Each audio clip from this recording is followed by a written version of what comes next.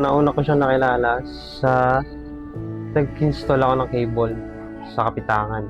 So, installer ako nun. Nakilala ko siya. Kinuha ko yung number niya. Then, nagpakilala ako sa magulang niya as manliligaw na niya.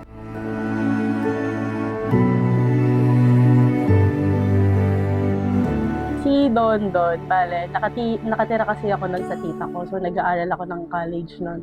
So, yung tita ko, since bago pa lang yung bahay nila, walang cable yung TV nila. So, nag-aaral ako sa Malolos. Ako din yung nautusan niya na maghanap ng cable na magkakabit. So, yun, dun nagtatrabaho nun si Don. Kaya ako siya nakilala.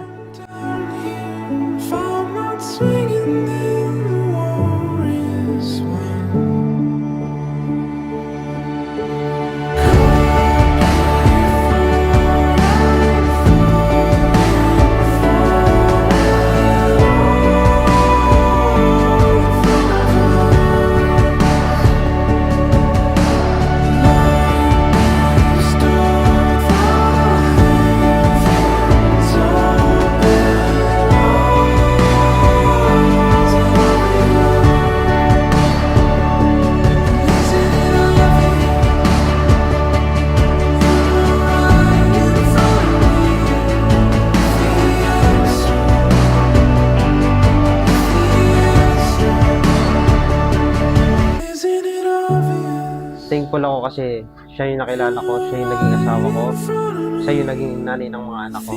Sobrang thankful. Thank you. Miss, I love you.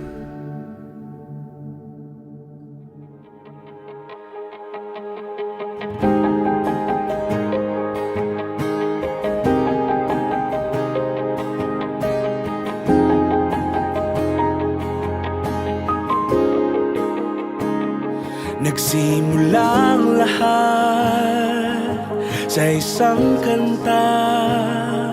Bakit ngayon? Thank you din kasi hindi lang naman ako yung nagtiyaga doon sa relationship natin, sa relasyon natin. Ikaw din naman. So, thankful ako kasi ngayon, after 9 years, sabi ko yung timing ni Lord, hindi pa iyon.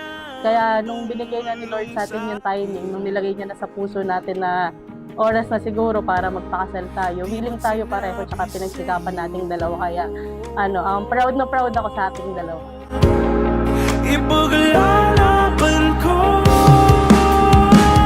tahanan mo ako, di magbabago yun. At pag ika'y nawawala, tingin ka lang sa aking mata. Pagmamahal sa'yo, di mauubos yun.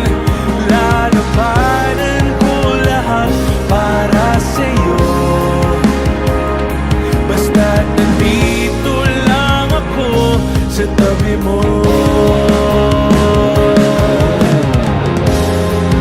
Aaminin sa'yo,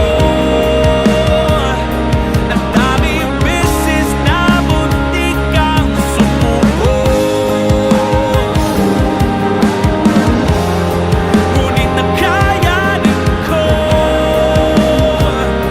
pagkat walang maganang pag-ibig niya.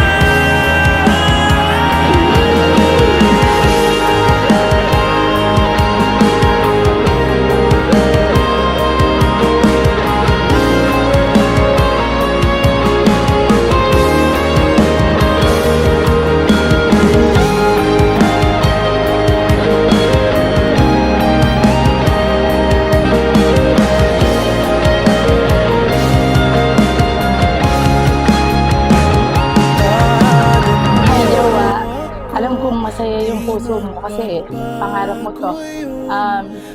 Salamat sa Lord kasi natupad na yung pangarap mo. Parang doon, simula nung nagkakilala tayo, ikaw na yung mandarin diary.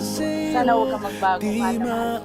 Mauubos yun, sabay natin nadadaanan ang lahat. Hanggat sa dulo ng ating pagmamahal, hanggat sa kunin tayo ng may kapal.